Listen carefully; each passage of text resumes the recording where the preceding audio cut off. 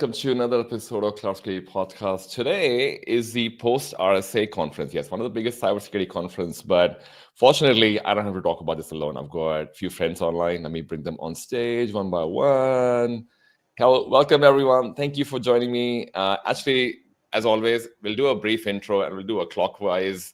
James, you're up first. Could you do a brief 30-second version of yourself? And how did you get stuck in cybersecurity, man? Hello, I'm James. My background's DevOps into security stuff. Now I run Latio as a resource to help developers find, and security people find the best tools that they should use. So awesome. Chris? Yeah, Chris Hughes here, founder at Acquia. Also do a lot of work at Resilient Cyber, where I'm often talking about software supply chain security, vulnerability management, AppSec, and everything in between, because I tend not to shut up. So happy to be here. Awesome. Tanya, you're up. I'm Tanya Janca. I do developer relations at SumGroup, and I give secure coding training from time to time. And I was a developer that got stuck doing application security because it's just so interesting. Oh, and Francis, you're last but the most favorite one. I'm not sure about that. Well, Francis here, founder of the Software Analyst Cyber Research. You can think of us as a modern analyst firm focused primarily on security operations, identity, cloud, and application security.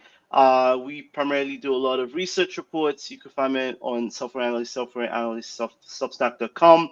We do a lot of emergent research on a wide variety of categories. So excited to be here.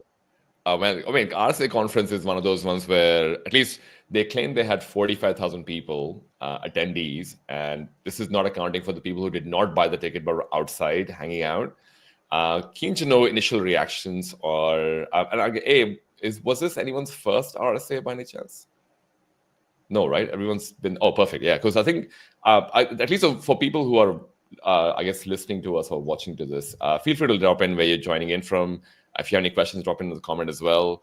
But at least for me, talking about RSA, I think this is my fourth RSA. And at least from the general feeling that I had, this felt like the largest one yet. Some people even said this was larger than the before pandemic kind of crowd as well. Keen to know, I'm obviously going to just pass the ball, but more feel free to just jump in. But what is the first impression for you, James? Yeah, this is only my second RSA, and it's funny because my first one last year, I was denied going from the company I was at because they said it was a marketing conference and not an engineering conference. And I think that general vibe carries some weight as far as it is a mix of it's definitely the largest gathering of a variety of people who are in the cybersecurity industry, whether it's people like us there or marketing teams, sales teams, CISOs, practitioners. It is a huge mix of people, and I think it creates a fun and hectic environment that is mostly about getting to see people who you don't usually see. So, yeah. Chris, any reactions from you? Yeah, actually, it was my second as well, like James. I do agree with him. It's definitely a heavy marketing emphasis, especially if you walk the floor in particular. But it did seem like, I heard this as well. This is the biggest one coming out of the kind of post-COVID era, and even likely before that. There was just so much excitement, honestly, as I walked the floor, talking to people, the vendors, the platforms, and then outside of that, all the little hangouts, the meetups, the happy hours, like tons of conversation and everything from technical kind of engineering stuff, more CISO, strategic type activities, product announcements, acquisition news, and rumors. So I think it was a great opportunity to get together. Just a lot of excitement in the industry of what we're working on, where we're headed, the emerging technologies like AI. So I had a lot of fun. I think a lot of people did. Awesome. Tanya, yourself? So I actually spoke to one of the staff members. So he works for RSA and he works for a couple other conferences I'm involved in. So we've met many times. And he told me that last year what they did was they tracked how many more cell phone signals from out of town came to specifically near the area of Moscone. Oh, wow. And so last year they had around 40,000 people buy tickets, but they tracked close to 80 or 90,000 worth of cell phone signals in the area that were from out of town. Wow. And so then he said this year they were expecting significantly more. He's like, we've sold 45,000 tickets, but we're sure there'll be at least 90,000 people attending all the other events around, and he's like, I can't wait to get the numbers. So I'm going to be able to see him again in December. So we'll see what he says. I mean, that's pretty impressive. Francis, how was your I mean, was this your second as well, or Second? I guess there's a lot of number two here as well. It was amazing. I mean, it was really exhausting, really exhausting. I think I eventually kind of like fell sick towards the end of the week because it was that amount. But it was good because we don't get to see as many people. I think there's maybe only this and Black Hat, so I feel like only twice a year you get to see the same faces you interact with on LinkedIn or over Zoom calls that you talk to almost every other week or you see on LinkedIn. And so it's always a once in a while opportunity to see. It was great. I think there were lots of people who actually, some of you already know this, but there are quite a number of vendors who decide to stay away from having a booth on the actual conference floor. And I think that's been a more interesting move the last few years where people are like, hey, it's not worth it. But I actually say maybe a contrarian move is maybe having a booth back on the floor, because this year, based off my conversations with a lot of people who decided to have a booth, they were like, they saw a lot of foot traffic. I also spoke to a lot of sisters who were like, we've already been booking POCs, already booking demos. We had a lot of strategic conversations just based off the boot traffic, just because, again, there were a lot more people this year. So overall, I think it was actually good. Yeah, always good, just always really exhausting for a lot of people. So yeah, maybe you want to kick it off, Michael. My next question was going to be around some of the top themes in the areas you guys focus on as well. Like as an analyst, maybe Francis going to kick it off, and then I'll come to James after. What was your number one theme that you walked away from with RSA? yeah, I mean, I'm gonna definitely try my best to stay away from the A word. AI and AI agents. I'm definitely not going to be the one to start the conversation here, but I mean, in my analyst firm, I mean, we focus primarily on four major categories, and I feel with each of them there were major themes. So obviously, if you're talking about the whole data security point, there was quite a few conversations around DLP and how that whole market is evolving in and of itself. Heard quite a lot about that. I feel like exposure management, as you're talking about another category, exposure management was probably number two or number three when I think I was aggregating all my notes, and that was just a big topic that kept coming up over and over and over from a few different themes.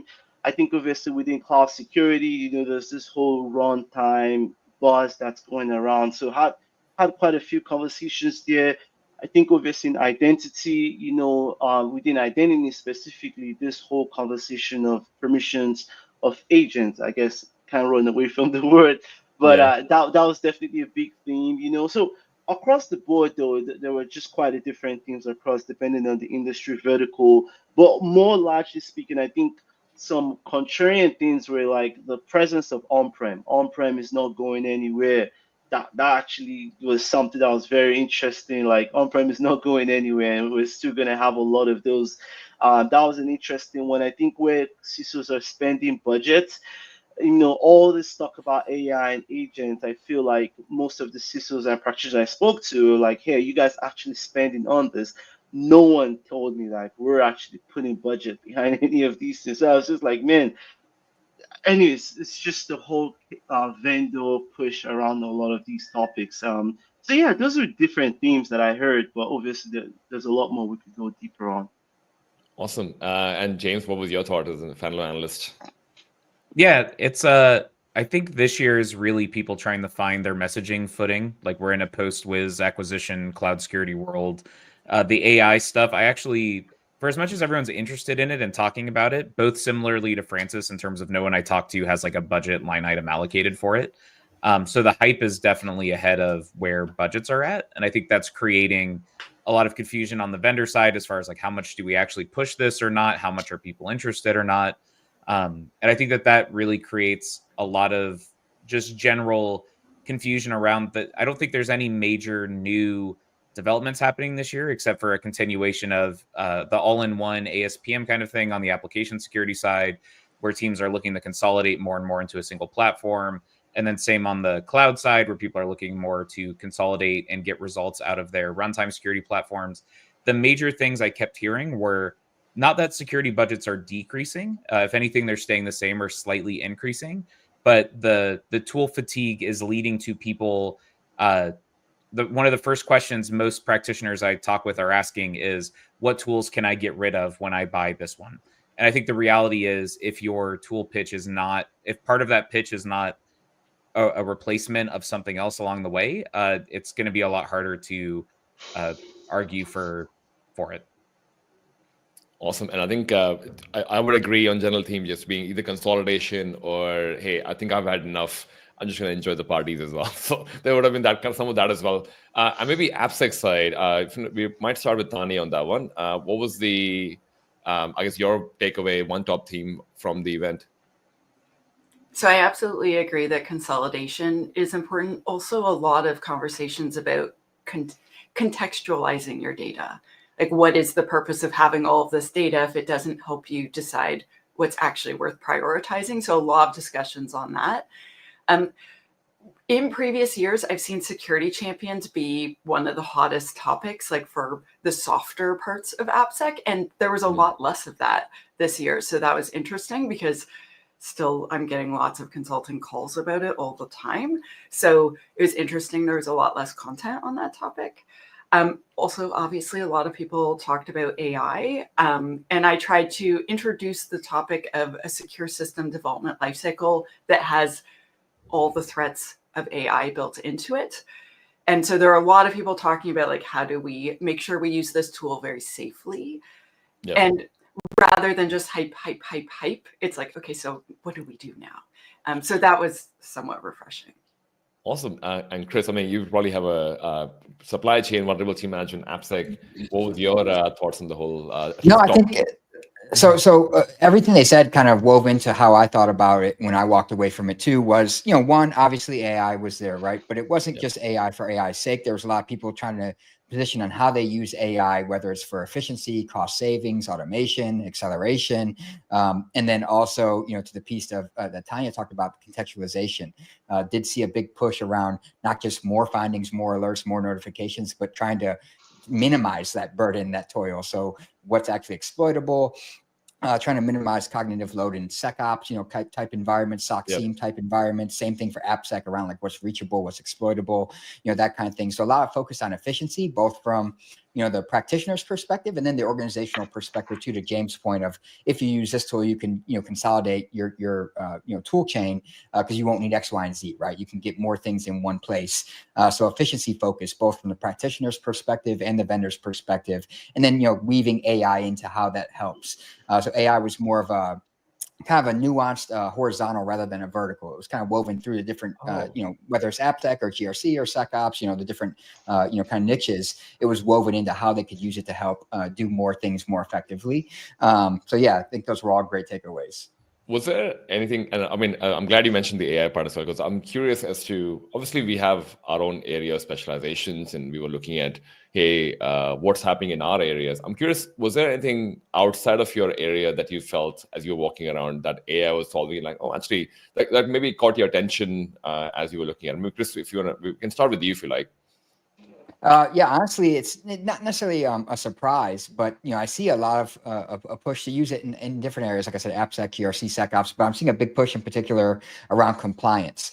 It's funny that we all bemoan compliance, right? And often because it includes a lot of robust documentation and artifacts and documenting security controls and things like that. And I saw several vendors kind of positioning how they can use LLMs and Gen AI and so on to kind of accelerate those activities. And then just an overall theme of, it's funny for an industry, as again, like I said, like we always hear, secure, compliance doesn't equal security. But when you look around when you walk the booths, and I know James has made this point in articles, you walk the floor, often people are using compliance as one of their main, kind of selling points of why this product will help you. It helps you meet compliance requirements X, Y, and Z. So people love to use it for a selling point while also bemoaning that it's not security, which is an interesting conundrum. Yeah, 100%. James, what was something that stood out for you, man? Yeah, I think for me, we're just starting to see the birth of these AI, what I'll call AI native applications. And the exciting thing is seeing what those look like when you throw out the existing product, basically, and just think, what if we built from the ground up this existing solution like SAST or DAST or vulnerability management, and the entire process was done via LLMs? So doing things like looking up CV vulnerability information, prioritizing it, finding exploitability, and not relying on any existing data structure, but just doing it all directly via the LLM. And I saw startups that were showing some super interesting results trying to apply that, whether it was in vuln management, cloud security, AppSec. There's different vendors in each space doing that.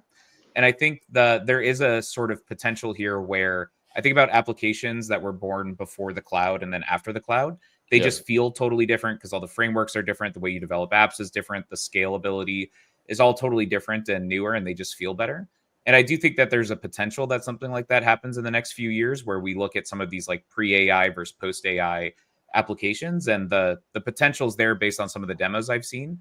But the crux is always the back end cost on their part, because when you start having agents do every single thing every step of the way, the back end cost is going to get massive. And oftentimes the UI UX is not clearly differentiated enough from competitors. But all that being said, I definitely saw some MVPs that made me think about the AI native idea as having some traction. So I'm glad you called out the AI native part, because I think I almost feel, at least when I was having conversations, there were a couple of things that stood out for me between CISOs. Was one, there was confusion about the definition of what AI agent is exactly. I think everyone was calling a chatbot an AI agent, and you're like, I don't know if that's what AI agent's supposed to be, but hey, anyway, because we kind of spoke about this in length at AI Cybersecurity Podcast, and I don't want to go revisit that here. But the other thing that called out, which you kind of mentioned, which I had to look at more from someone who's in the cloud transition, and James, you were there as well, Chris, all of us were there as well, where in terms of when people were trying to build, hey, we are cloud ready, and there was a lot of band-aid solutions where, hey, send the traffic back to on-premise, and then we'll filter the traffic, and we'll send that back to your cloud. And I feel like there's a lot of that approach maybe coming in at some, and I'm not going to call any vendors, but there was some approaches which sounded more like, this does not sound like dynamic enough for me to write a prompt, and we'll just recognize something new coming up. So to your point, I think in my mind, when I hear AI native these days, it's more like, oh, it's not just validating against a set of signatures. It's almost making a call for, if I were to say, hey, is there a SQL injection? It's able to go execute on the whole SQL injection and validate if that's actually there or not. I mean, I don't know if anyone else disagrees with me.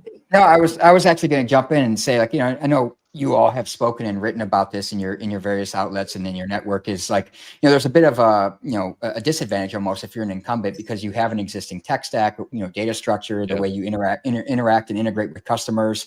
Where if you're, kind of, I don't say a late adopter, but you're more of an organization who's more new to the scene, right? You can build on this technology natively, because we saw Wiz wasn't necessarily the first CSPM. And I know James has talked about this a lot in his writing, but sometimes being, a little bit later than some of the incumbents gives you an advantage. You can see how they built, lessons learned from what they, created, and do things differently, lean into the technology from day one, rather than kind of retroactively trying to build this technology into what you offer your customers. And some of that's just, you've already existed, right, before this technology came along or before it evolved. So some of these newer companies who are just getting going have an opportunity to build from the ground up with these technologies. And I think that's what James is getting at. You can kind of see that when you look at their products. Yeah, I think, Tanya, you had a secure code thing with AI as well. I think I would love to kind of, because you did a whole session around it, I would love to hear thoughts on that space as well. So I have so many thoughts on this. So definitely we can use AI to code more securely if we do it intentionally. And I have a whole bunch of talks on that.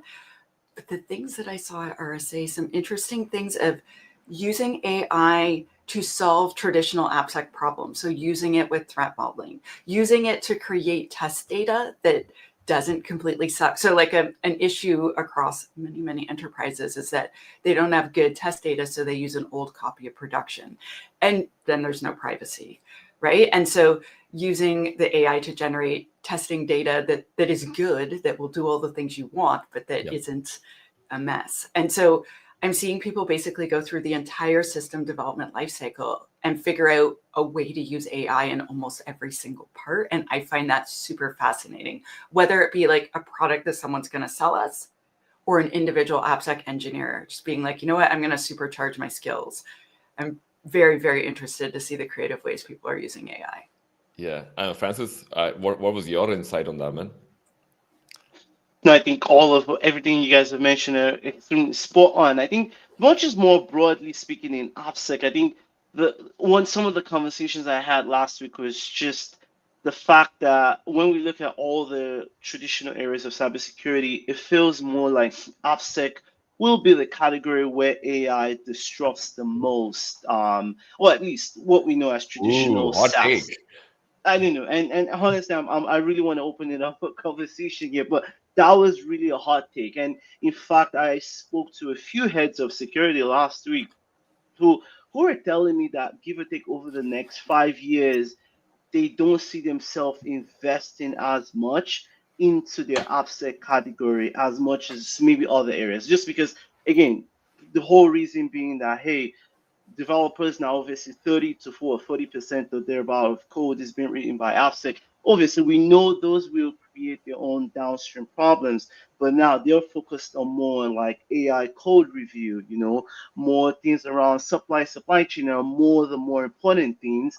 And meanwhile, what we knew as your SaaS and your traditional code fixes and some of those things are changing significantly. So there was a lot of talk about how AI is really changing AppSec, and I don't know if you guys have some thoughts around that, but it feels that one to be very imminent to I me. think everyone has a hot take on this one. I mean, let's Christian go first, man.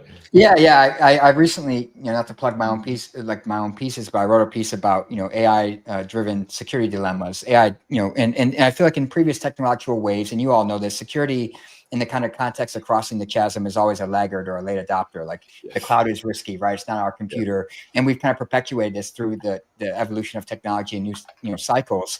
Where AI, it's a little bit different, right? There's a lot of hand wringing and concern around risk around AI, but there's also I think a lot of excitement and anticipation from the security community, again, in AppSec and GRC and SecOps, you name it, where how can we use this technology to address some of the systemic issues like drowning in vulnerability backlogs or contextualization or keeping up with compliance frameworks and, managing our security operations and indicators of compromise, on and on.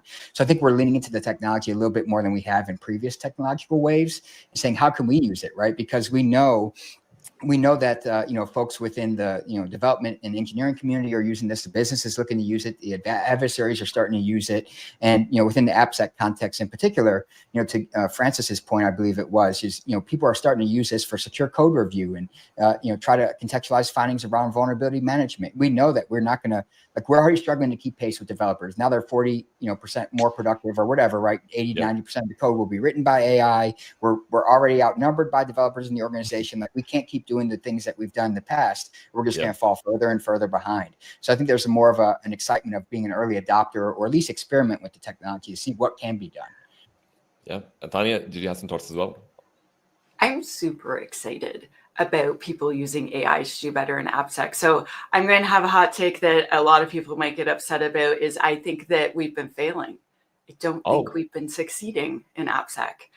So I love AppSec and I'm very fascinated by all the problems we have to solve because there's so many that are unsolved, like inventory, like how to manage our 4,000 million things in the backlog, how there's 100, according to GitHub, 500 developers for every one of us, right? And so I'm really excited for us to try to scale helping developers write better code, right? Whether that be teaching them to vibe code safely or putting different guardrails that ensures that the secure code that comes out of MPC or Cursor or whatever it is that you're using is more secure. Whether that be weaving, an original style AppSec tool like a static analysis tool or doing something in a completely new way, via prompt engineering, using a RAG server, using all sorts of things, right? I feel like I'm very excited about the things going forward. I approached one of the AI companies and was like, hey, could we train the AI on my new book? And they said, do you have at least 1 million lines of code? I'm like, I have 325 pages.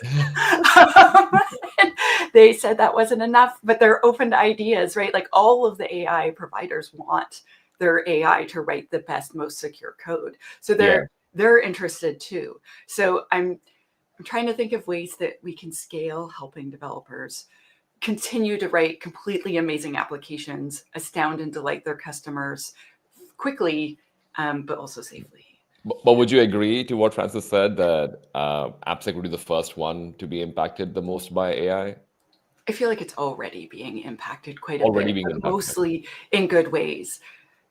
So one more hot take, if that's okay. Go for it. One big takeaway is that, so when I was talking to audiences, I was like, hey, has anyone here had any training on how to use AI? And pretty much everyone across the board said no.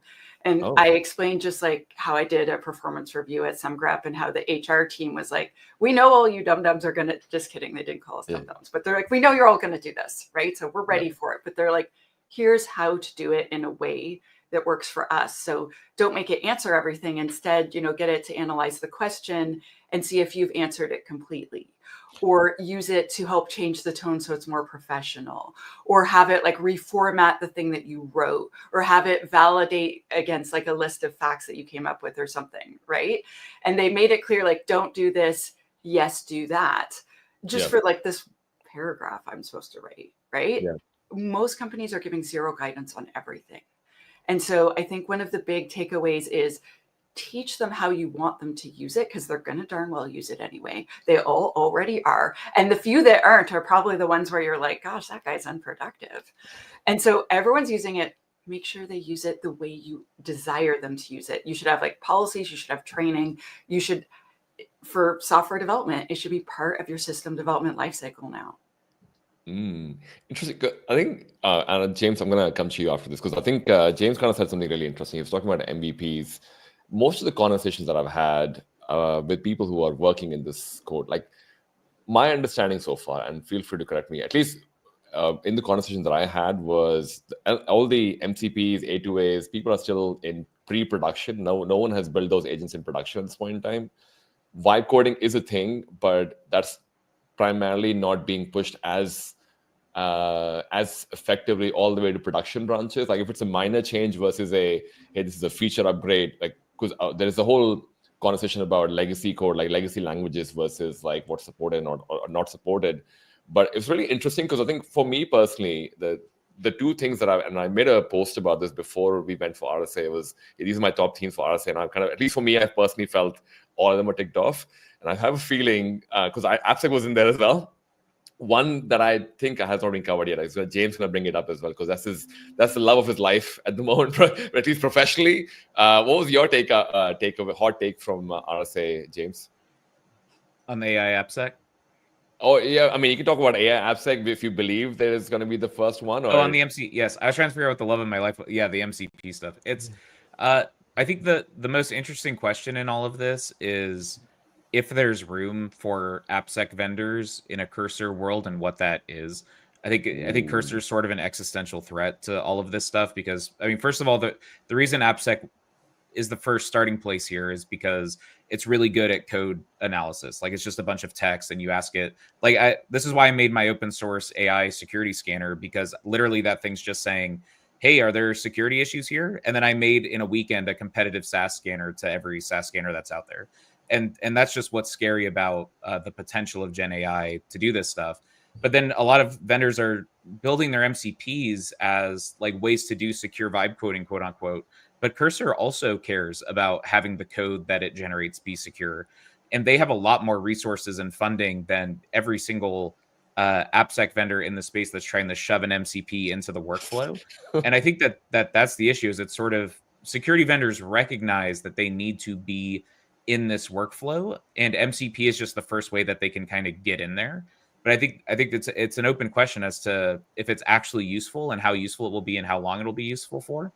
The other piece, though, I do think when it comes to doing runtime analysis and the server side analysis, that's why that stuff's lagging behind, because it's harder for the LLM to connect and get that context. And MCPs are just the opening piece of all of that, where they can get the data from your CNAP provider and then run analysis and generate remediations. And in the same thing, like, that's a whole existential threat to everyone who was focusing on infrastructure as code remediation findings, is now all of a sudden Cursor can just do that. And I think that's the real challenge. And that's the real, honestly, like, marketing kind of smoke here, is like people kind of need to get into that workflow. And so they're definitely going to tell you that this is necessary.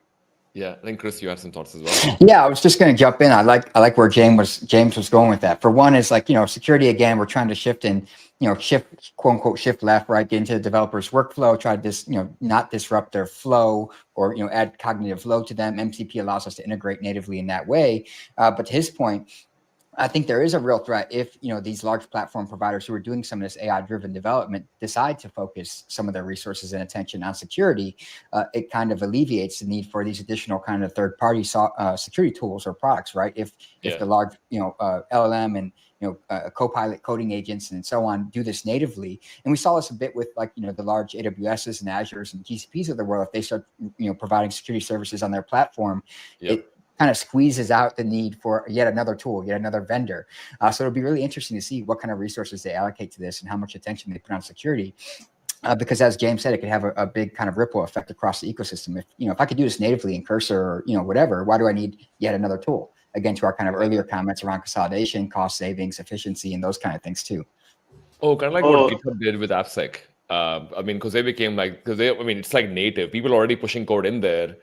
Why not just that becomes, they already are pretty, they already own Copilot or whatever, as one of their offerings, so they might be even more lean for it. Sorry, Francis, you wanted to say something as well? No, just wanted to just double click on that as well. I mean, we saw OpenAI made their first acquisition actually this morning, or I guess last 24 hours on Windsurf. And again, coding, right? Again, continue to what we're saying. And it's very interesting because what that started to kick up in my mind is when we will see a first OpenAI type, maybe a security acquisition, who knows? But that's something we could eventually see. But these, I think, just to emphasize is a lot of these large foundational model companies are thinking about security a lot more than we actually think, and especially in the context of AppSec that we just talked about. So it's a big investment of theirs. And even just beyond just the code area in AppSec, I think another area too is even just the AI applications themselves. I think even something I heard during RSA as well, obviously we know about the big acquisition made by Paulo during this week, but one of the other reasons why that whole ecosystem hasn't really taken off as much, these are the vendors who secure your AI and LLM applications, is because right now some companies are building on Bedrock. If you're building on Bedrock primarily, it's like, why do I need another security vendor to help me secure my LLM? So to you guys' point as well, where I'm already seeing that disruption happen. If you're building on Azure or Bedrock, if you're already building natively within Compute and you're hosting and deploying it on there, there's no huge need. And then maybe you already have a proxy with some Zscaler or some other firewall company. It's like, why do I need to buy a net new security vendor to secure my LLM? Obviously, there will be arguments for reasons why, but it's one of the reasons I'm already seeing this happening right now. So it really brings the question to a lot of the startups in the security ecosystem of you really need to be significantly better. Your value proposition has to be significantly big to justify coming into a CISO's existing portfolio or your budget line. So yeah, I think you kind of hit on a nail with a couple of things there as well, because you almost need to see AI as there's a security for AI and AI for security kind of problem as well.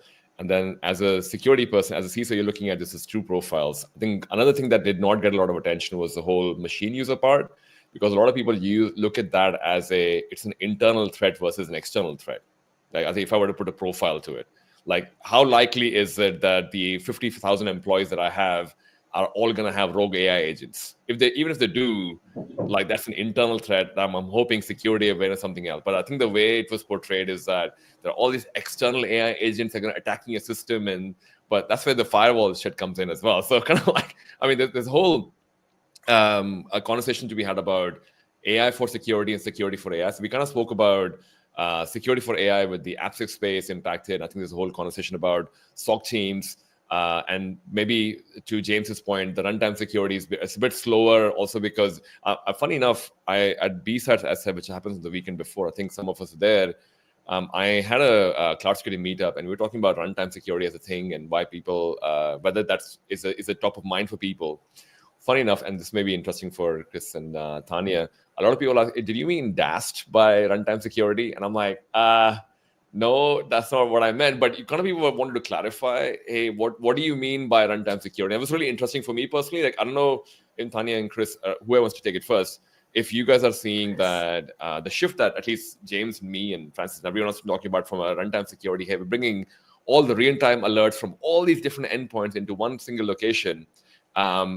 Instead, people keep thinking runtime is DAST. But Tanya, do you want to take that first? Or actually, Chris, you want to go first? Yeah, no, I'll jump in. And honestly, we should be deferring to James here because I've written a lot about this topic, but damn, he's written even more. It's like he's done a great job of clarifying it's not DAST. And then we're seeing people, again, like back to the point of we pushed for shift left, right? We put all these kind of tools that are low fidelity, low context in the pipelines that produce a lot of noise and dump a spreadsheet on developers and tell them they have to fix this before they can go to production. And then they hate us and we wonder why.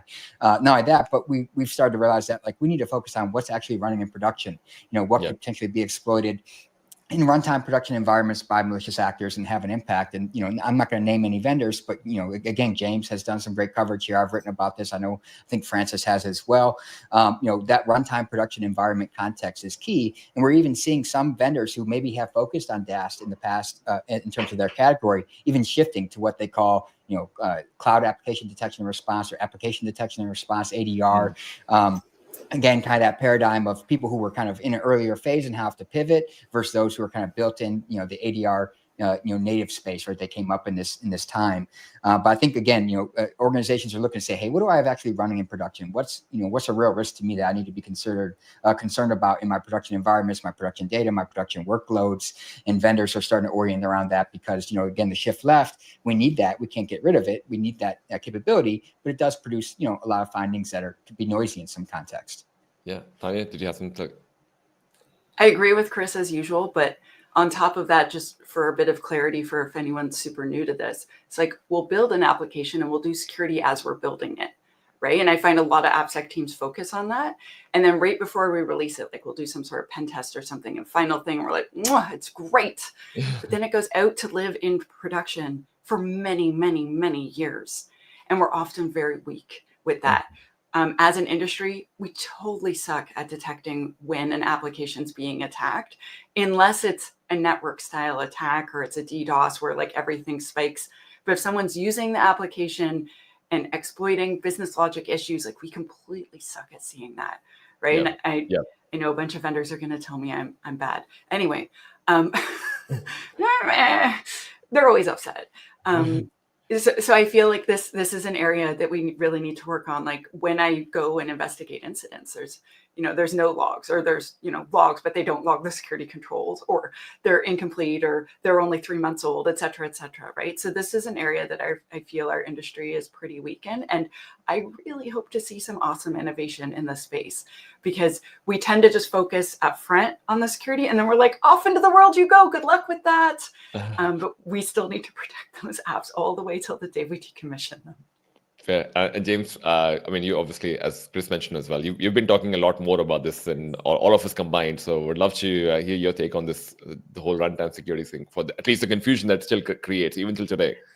No, I just feel relieved to hear, or validated to hear Tanya talking about the value of the set of capabilities, because I didn't talk to her about it in advance or anything. And sometimes I feel just insane, like I'm the only one that like really cares about this stuff. Because honestly, it's born from being in the SOC and trying to create advanced detections around some of these application capabilities. Stuff like, how would we know if we're getting DDoSed? How would we know if someone bypasses our authentication framework? How would we know when a new API endpoint shows up and we would respond to something like that happening? These are all things that I had to create custom detections for by hand. And I'm just grateful that there's a category of tools that take the application into account. And I think there's been a ton of validation on the value that this brings, whether it's from existing CNAP vendors getting more into the application context, including things like API security or function level reachability into their platforms, people on the ADR side building more full-fledged cloud platforms. Like across the board, we are seeing a real investment in getting runtime visibility into applications. But to your initial point, Ashish, the issues that application security people generally don't have a clear framework outside of certain regulated industries for incident response and for runtime monitoring. Like to Tanya's point, they typically build it and then send it off, and then last they want to hear about it, and they're familiar with DAST. but they're just not familiar with the capabilities that exist to monitor and protect an application at runtime. And I think that's going to be honestly, it's something the industry is still figuring out in terms of who owns that. Is it the application developer, because they're always eager, as we know, to own more and more stuff? Or is it the DevOps team, or is it the security team, the operations team? Like, that's still up in the air. But I think businesses agree that it's a necessary piece of visibility to have. Yeah. And so, Chris, you had some thoughts as well. Yeah, no, just a quick comment. Like we talked about, some of the use cases for AI and security in general. And one thing I came across when I was meeting with some of the vendors, both those that focus on kind of runtime detections, as well as more on the vulnerability management side, where you have to kind of create custom rules, is I saw several vendors using LLMs to help create these rules. Because as anyone knows, like sometimes, like James will probably attest, the tool can only be as good as the rule sets that you're using to kind of detect things, or give you the context that you're looking for. And it can be cumbersome, right? Writing all these rules, managing all these rules. So using LLMs, to do that and help accelerate that was something I found pretty cool. Yeah, awesome. And I think I was going to say, I think the whole runtime DAS is still an evolving space. At least also that's what it felt like to me. It's almost like, to James, depending on who you talk to, which persona you have, because I don't know if you guys noticed, but there's the whole RSA and innovation sandbox that 10 people or 10 startups that get recommended. The guys that won was an interesting one. They are a vulnerability management software. And they were, I think, out of the 10, I think 6 or 5 were AI companies. And there was a company on doing firmware vulnerability management. But the one that won was a vulnerability management. And I think the way, at least my understanding of it, is that the traditional way of doing, hey, I've got a bunch of signatures. I've got, 2,500 or 25,000 signatures. I'm going to match that to every library you have, every patch you have, and hopefully I get to a 10,000 list, which is probably 80% false positives, but at least you have some list to go start with. I think their proposition over here was more like they're trying to do the validation of attack versus it's actually exploitable, reachability, and all of that, which has never been a case of vulnerability management. Just to your point, traditionally, we've always gone, hey, I guess we never had the tech for it, but now we do. So they're approaching it and challenging the vulnerability management space. So it'll be really interesting how vulnerability management also evolves as we go through this. But talking about something unexpected, what was something unexpected that you walked away from RSA with? Maybe Francis, you want to give it a shot first. Could be anything, man. Could be knowledge piece, could be any new terminology, could be a swag that you walked. You walked away with a haircut as well, but you can ignore that part.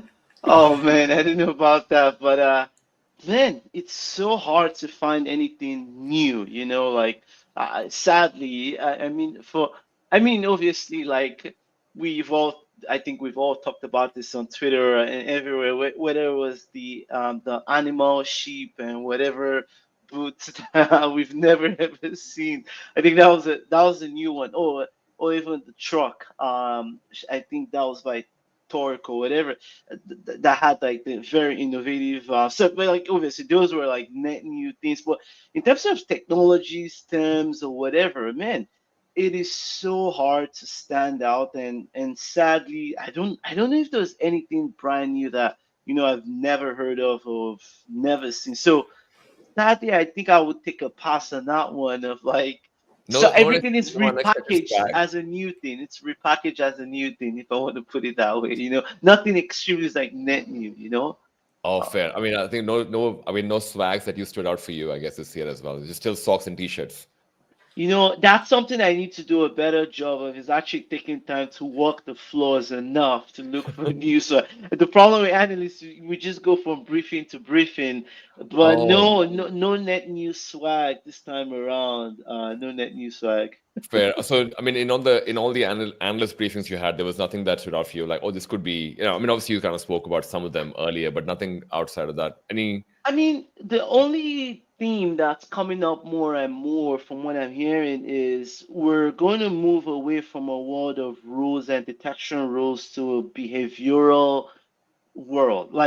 So like when we think about the next 5 years, because at some point, detection rules, whatever you're writing, configuring out for your SIEM or whatever solution, DLP, whatever, at some point, rules, the way attackers are going to move and evolve is going to be so quickly that rules or even signature-based ways of detecting things are not going to be quite efficient going forward. Instead, what we're going to have to do is build a baseline of an environment, of how an agent works or whatever, and we're going to have to be able to detect whenever something goes abnormal to that behavior. And so there will be a behavioral baselining, will be a new approach, and that's able to be dynamic and it's able to be more contextual.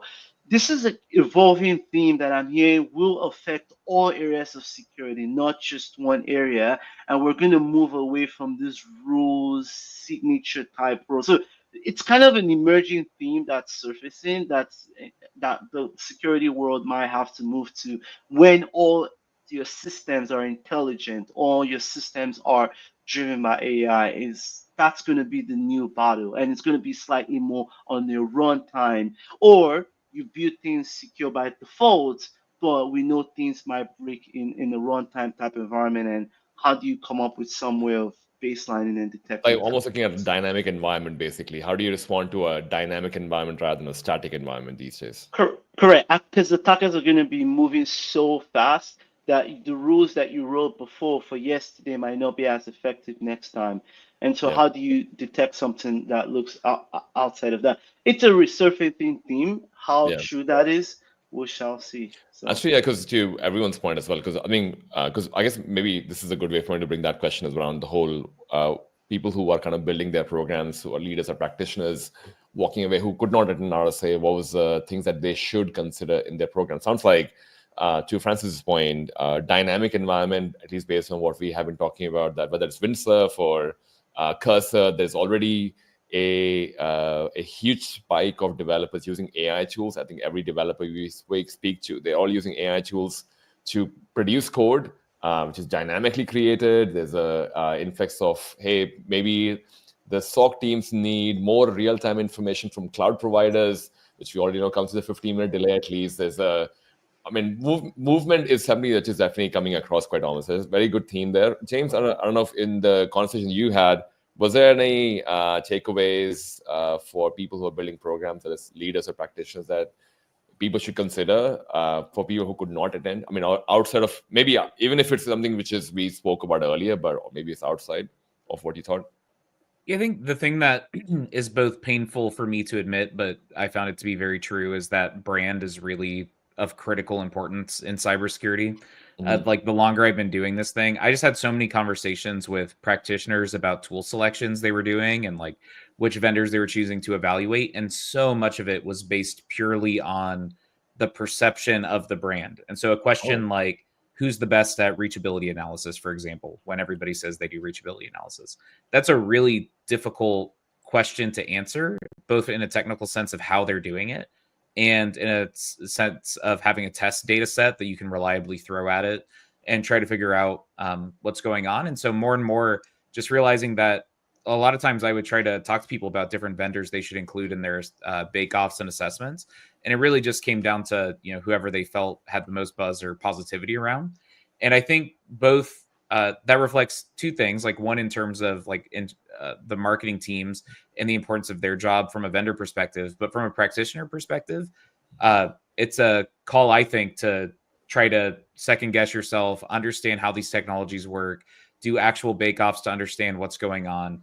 Because I think I think we're more susceptible to brand marketing than some other industries because and Ross has written about this quite a bit, how both vendors and buyers don't always know what they're buying or selling. And that creates a market where, the brand sort of carries the day. So I think it starts like a blind date, I think, and then we figure out as we go. I don't know if it's the right analogy, but definitely always feels like a blind date. We really need to commit ourselves with a dev environment or test environment, and then see how that's when it's a bad breakup as well. Before the relationship started. Chris, did you have some thoughts on this as well? Yeah, actually, I was going to comment. Speaking about brand, like first off, I agree that it's obvious that brand and marketing is critical, and it helps drive adoption and success of these companies for better or worse. We can hate it, we can love it, but it's the reality of things. Like people buy things that make them feel a certain way. It's human psychology, right? But one thing that I found really cool and surprising is like this kind of creator community almost. Like we got Ashish with the Cloud Security podcast.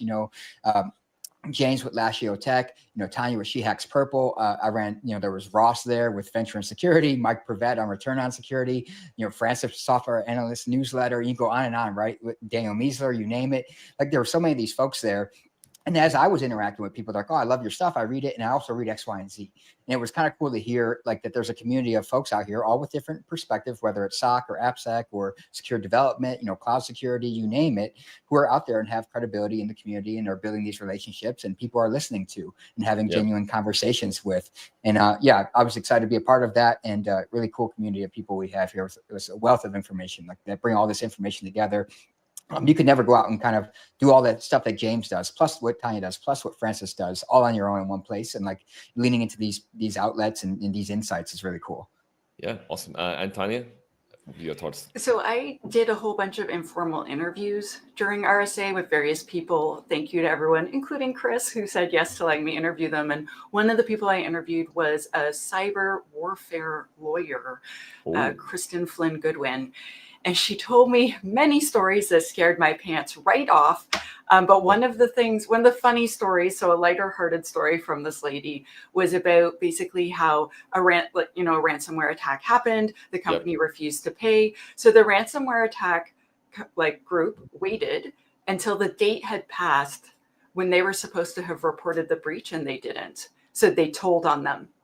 For not paying the ransom. They reported them to the American organization that they should have reported the breach to and outed them. And so the takeaway I get from this is there's no below the belt punching with these people. It doesn't matter how low it is, they'll go there. No problem. They will they will not stop. And so we need to get better at cybersecurity hygiene. We need to make sure our staff know what they're doing and have the tools they need. I'm not recommending any specific tools. That's why we follow James.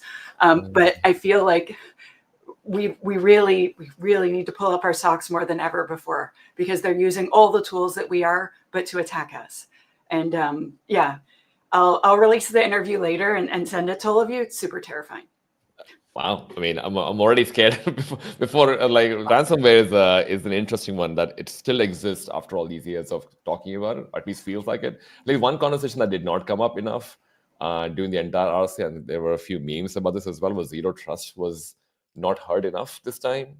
I think everyone thought zero trust would be standing the test of time and everything, but somehow, I don't know, did anyone hear of zero trust at all? No, it's the perfect amount to hear about it. It is not at all. Yeah, because you don't trust it's a it great at all. idea. It's just impossible to implement. Yeah, and we're gonna go on a rant here, but it's like when people bring up, I'm like, oh, you mean like least permissive access control and micro segmentation and fundamental security practices? Essentially, yes. Like we should be doing those things. We don't need to create necessarily a new name for them. Yeah, but that's not what people are thinking. People are looking for a tool. Like, love it when I guess you're in an Uber going from the airport to your hotel. You see the signboard saying zero trust is not a tool or it's a software, whatever. You're like, technically, the product company is kind of saying what it is, a tool. Anyway, I'm not gonna bitch about that as well. But I think we all share very similar feelings on that as well. I did want to give a shout out to. I was gonna give a shout out to everyone who attended BSAT SF. I don't know, James, I know you were there. Tanya, you were there. Chris, were you there? I was not, but every time I do see you, the event and all the amazing talks and all the amazing people, I'm so jealous. I can't sell my wife. I have 5 kids. Like, hey, I'm going to be gone the week plus the weekend as well. But I hope to go one day, and I always queue up the playlist because it looks like amazing. There's so many amazing talks and topics that come out of it. It was a surreal experience to start the conference on Monday exhausted from BSAT. So that's that is a fair point. That is a fair point. I mean, Francis, I think you came just for RSA as well, right? No, I came in on Friday actually, so I Oh. was already exhausted as of Monday. Oh, wait, so you were having meetings for B-side as well, like for the analyst Yeah, meetings? yeah, in and around B-sides. I think I was around the venue having meetings. But yes, my weekend, my meeting started on the weekend, which is just insane. Damn. Uh, I thought we were busy. Well, this guy is like another level, man.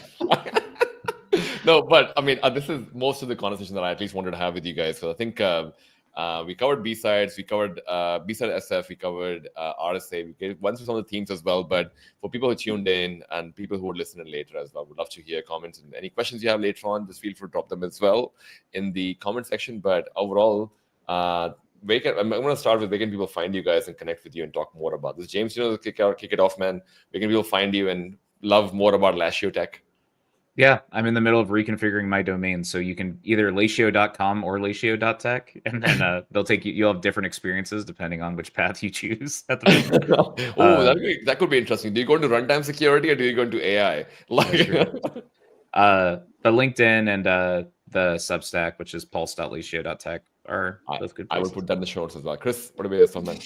Yeah, no A/B testing or choose your own adventure on my side. Unfortunately, it's just Resilient Cyber Substack, or the podcast and show, and of course LinkedIn, where I'm always chatting and posting and talking to folks.